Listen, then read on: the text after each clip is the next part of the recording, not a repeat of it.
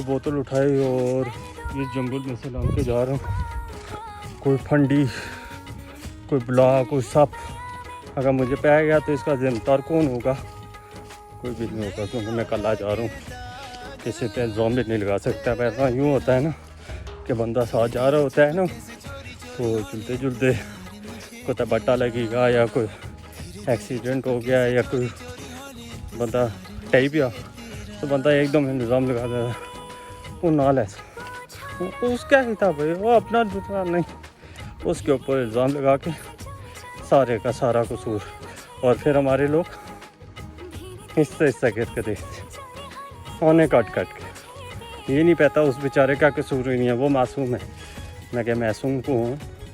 मासूम वो जिस इधर उधर ताड़ने पैर सिर्फ मोबाइल का न लाया तक बुन के छिटिया